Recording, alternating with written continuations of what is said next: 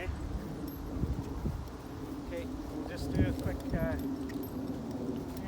So we've kind of been absent on Monroe here for a couple of weeks, just busy ranching, and I guess kind of like the trainer's horse, kind of like the mechanic's car and the cobbler's boots, right? They're always the last and the worst. But so I've kind of neglected her for the last couple of weeks, but getting back at it.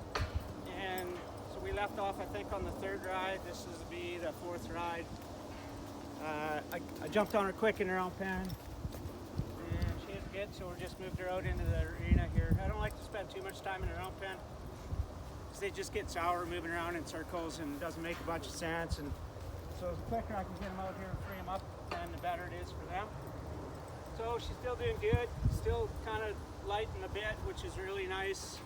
Moving out nice, you know, traveling with her head down, which is what I want. She's still playing with the bit a little bit, but that's okay at this stage.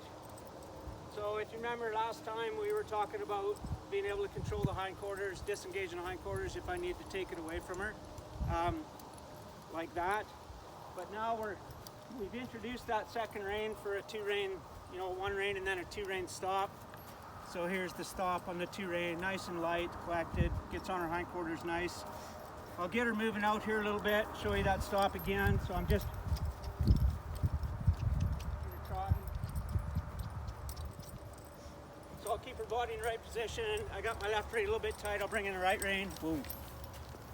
You know, and we'll just keep working on that good stop, but she's doing great, very athletic.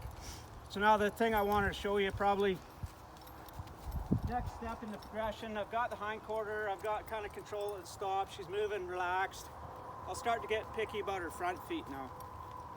So to get the control and put it all together and get her where she's steering right and neck reining and all that, I don't purposely set out to teach them the neck rein, I just start controlling her shoulders.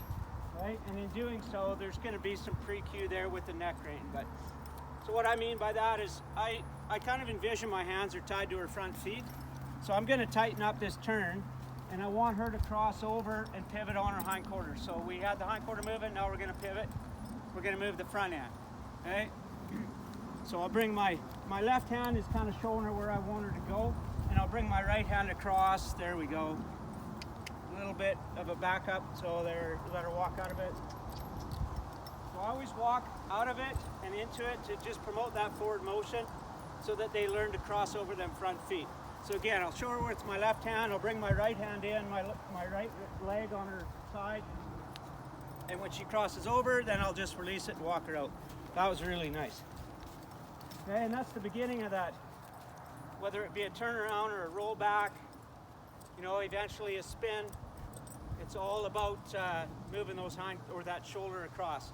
So again, left hand, I get her where I want her to go and I tighten it up. I just bring the right rein in. You can see it lays across her neck, so she's learning the neck rein, kind of not on purpose, but it'll just happen. But that's a really nice turnaround for the fourth ride.